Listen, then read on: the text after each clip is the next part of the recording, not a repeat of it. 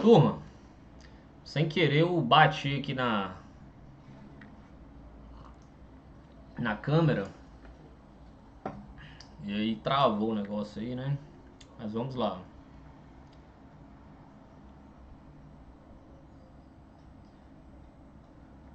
Oh. Turma, como eu ia dizendo, tá?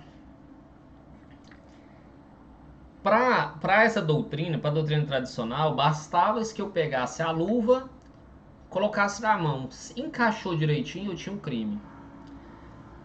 Aí eu tava dando o exemplo do sujeito que tá saindo do bar, do supermercado, pega uma balinha e quando tá saindo a polícia prende e leva pra delegacia. E fala, ó, esse sujeito aqui, ladrão, safado, roubou uma... Porque fala assim, né? Roubou, mas não é roubar, é furtar, porque não teve a grave ameaça, ou uso da força, ou violência. Então é furto. Aí chega lá pro delegado, o delegado vai fazer a análise se há, fazer aquela brincadeirinha, se há fato típico, blá blá blá blá blá blá. Vocês estão cansados de saber. Se o delegado adotasse um posicionamento da doutrina tradicional se adotava mais antigamente, ele ia pegar aqui simplesmente o artigo 155 e aí agora aproveitei a pausa e fui atrás do meu código. Ia lá ver, ó, veja bem. 5.5. Subtrair para si ou para outrem coisa alheia móvel. Turma, ele subtraiu alguma coisa? Subtraiu. Coisa alheia é dele? Não, é dono do mercado, então é alheia. E é móvel? É. Para si ou para outrem? Para si. Então ele cometeu um crime. Tá? Turma, bastava, para a doutrina tradicional, bastava você ver a conduta dele, jogar aqui no tipo penal, que está escrito aqui, se bateu, é crime. Só isso. A doutrina mais moderna passou a dizer, olha, para haver tipicidade, não basta que eu tenha a tipicidade formal. Eu tenho que ter a tipicidade material também. A tipicidade, ela é a junção, veja bem, ó, ela não, botei embaixo, não exclui a formal, a material, mas ela complementa. Então o que a doutrina disse foi, para existir crime, para existir tipicidade, eu tenho que ter a tipicidade formal mais a material. E a tipicidade formal é aquilo mesmo que a gente já estudou. A subsunção simples, seca, da conduta à norma. Mas a tipicidade material, para ela existir, exige que tenha uma relevante lesão ou perigo de lesão ao bem jurídico tutelado. E aí o que a gente inclui aqui, pessoal? A análise sobre o princípio da insignificância, princípio da lesividade, princípio da ofensibilidade, né? No caso aí do mercado, houve tipicidade formal? Houve. Porque o que ele cometeu é isso que está escrito aqui no artigo 155. Mas houve tipicidade material? Houve uma lesão relevante ao bem jurídico tutelado? Não, não houve. Então, para esse pensamento da doutrina mais moderna, que é esse pensamento que a gente vai adotar, claro, que nós somos modernos, se foi cometido um crime, mas se foi cometido um crime que não, um fato típico, que não gerou uma relevante lesão, ou sequer um perigo de lesão relevante, nós não vamos considerar que há tipicidade material. Se não há tipicidade material, não há tipicidade. E se não há tipicidade, não há fato típico. Se não há fato típico, não há crime. Tá? Para existir tipicidade, então, para a doutrina moderna, precisa ter a tipicidade formal e a tipicidade material. Tá certo? E aí eu vou complicar mais um pouquinho, vou trazer a ideia de Zaffaroni. Tá? Gente, isso aqui é o moderno do moderno. Tá? Mas como é muito falado, eu preciso trazer para vocês. Eugênio Zaffaroni é um autor argentino, super respeitado, salvo engano, ele ainda é ministro da Suprema Corte lá, super respeitado, é um cara assim, sabe, de renome assim, mundial. E ele criou um conceito que é o de tipicidade conglobante. Para ele, não basta ser tipicidade. A tipicidade não basta ser formal mais material. Tem que ser formal mais conglobante. E a conglobante, professor, mas o que é conglobante? Conglobante para ele é a material mais o fato da antinormatividade. Explico, tá? Precisa ser formal, ok, ninguém nega isso, que precisa ser formal, ok. Precisa ser conglobante, e para ser conglobante ela precisa ser material e ainda precisa estar presente a antinormatividade. O que é antinormatividade? Que o ato seja contra a norma jurídica, que o ato não esteja permitido por outro ramo do direito que não o direito penal. Zaffaroni chamou isso de antinormatividade. Se eu dar um exemplo para vocês, vocês vão entender. Olha só. Oficial de justiça chega na casa do sujeito e apreende um carro que está alienado ao banco e o sujeito não pagou as prestações. Aquele carro, o banco ajuizou uma ação e o oficial de justiça agora vai lá e vai tomar esse carro do sujeito e vai entregar para o banco. Concordam que o que ele está fazendo é subtrair para si ou para outrem coisa alheia móvel? É, é. Ele está indo lá e está subtraindo o carro, que não é dele, é do sujeito, para o banco. O carro estava como garantia ao banco. Veja que a tipicidade formal existe. Ó, eu casei a luva bem direitinho. Casei a luva. A material existe? Existe. Porque o bem, a lesão ao patrimônio do sujeito é relevante. Mas aí Zaffaroni... Então, quer dizer, se eu adotar essa teoria moderna, ó, eu vou dizer que o oficial de justiça cometeu um fato típico. Agora Zaffaroni vai dizer assim, não, ele não cometeu um fato típico porque ele está praticando um ato que é permitido, que tem permissão lá no Código de Processo Civil. Se o direito, mesmo não sendo direito penal, permite que aquele sujeito possa fazer, gente, lembre-se que o direito penal, ele é a última ratio. Ele é subsidiário, ele só entra quando outros direitos, ramos do direito falham. Lembre-se? Então, se o direito processual civil permite que o oficial de justiça faça aquilo, o direito penal não vai poder considerar um fato típico uma ação que é permitida pelo Código de Processo Civil. Tá?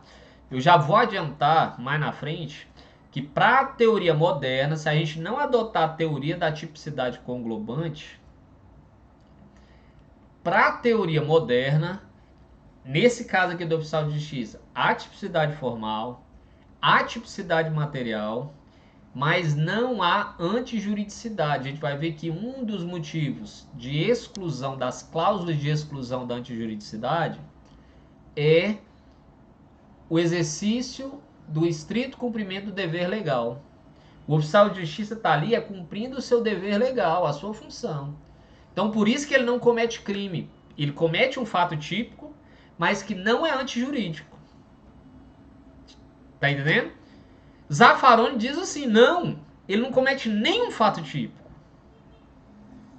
Qual que é a consequência, pessoal, se eu adotar a tipicidade conglobante de Zaffaroni?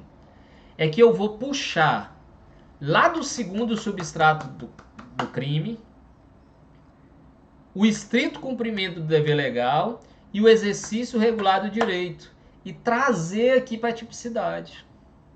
Enquanto a doutrina majoritária, ainda moderna, diz que estrito cumprimento do dever legal e o exercício regular do direito estão lá no substrato antijuridicidade, Zaffaroni diz nada disso. Ela está aqui na tipicidade. Se eu ajo no estrito cumprimento do dever legal ou no exercício regular de direito, eu não tenho tipicidade. Eu não tenho tipicidade conglobante e eu preciso ter tipicidade conglobante. Se eu não tenho tipicidade conglobante, eu não tenho tipicidade. E se eu não tenho tipicidade, eu não tenho fato típico sequer. Perceberam, olha só, que Zaffaroni já matou a possibilidade de crime aqui na tipicidade? É mais benéfico essa interpretação. Porque ele sequer vai ter cometido um fato típico. Tá?